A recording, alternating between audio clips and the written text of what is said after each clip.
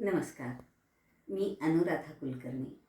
आज आपण आपल्या हिंदू धर्मातील श्रेष्ठ व वंदनीय ग्रंथ श्रीमद भगवद्गीता यावर चिंतन करणार आहोत. भगवद्गीता म्हणजे नेमके काय? अगदी साध्या सोप्या शब्दात सांगायचे तर भगवंतांनी गायलेले गीत म्हणजे भगवद्गीता.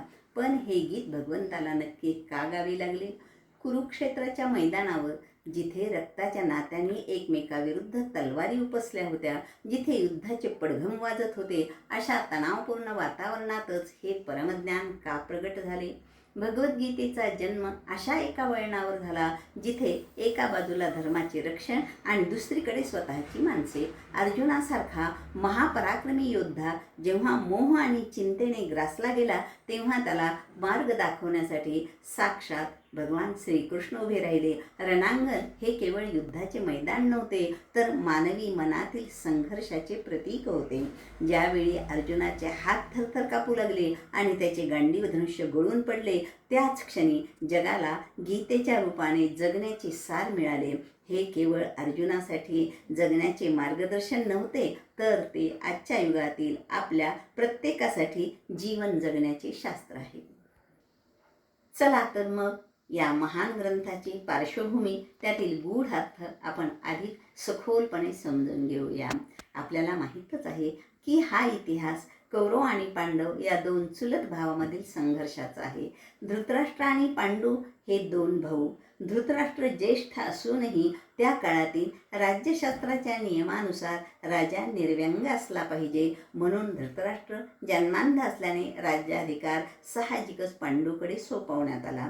काळाच्या ओघात राजा पांडूच्या मृत्यूनंतर युधिष्ठिर वयाने लहान असल्याने राज्याची सूत्रे पुन्हा तात्पुरती धृतराष्ट्राच्या हाती आली. नियमानुसार पांडव वयात आल्यावर युधिष्ठिराला राज्याभिषेक होणे आवश्यक होते, परंतु इथेच तर संघर्षाची ठिणगी पडली. धृतराष्ट्राच्या मनातील राज्याची लालसा, टोकाचं पुत्रप्रेम आडवे आले आणि सत्तेच्या या मोहाने नीतीचे डोळे पूर्णपणे झाकले गेले. जर धृतराष्ट्राने वेळीच दुर्योधनाचा अधर्म रोखला असता, तर महाभारताचे हे भीषण युद्ध नक्कीच टळले असते. धृतराष्ट्राच्या या भूमिकेकडे पाहताना आपल्याला एक अत्यंत मोलाचे जीवनसूत्र शिकायला मिळते. नात्यातील प्रेमापेक्षा कर्तव्याचे पालन नेहमी श्रेष्ठ असले पाहिजे. जेव्हा आपण आपल्या माणसांच्या चुकाकडे केवळ प्रेमापोटी दुर्लक्ष करतो, तेव्हा आपण नकळतपणे अन्यायाला साथ देत असतो. म्हणूनच मोह हा विवेकाचा शत्रू आहे आणि कर्तव्य हाच प्रगतीचा मार्ग आहे. आणि हेच या संपूर्ण इतिहासाचे सार आहे. मंडळी, धृतराष्ट्राने तर अधर्म रोखला नाहीच, पण याच अधर्माचा शेवट करण्यासाठी एका महान योद्ध्याचा आणि एका अलौकिक तत्त्वज्ञानाचा उदय झाला. भगवंतांनी अर्जुनाला सांगितलेले गीतेतील तत्त्वज्ञान आणि त्यावर माऊलीने ज्ञानेश्वरीवर केलेले अमृतमय चिंतन, या दोन महान ग्रंथाच्या आधाराने आपण सखोल चिंतन करणार आहोत.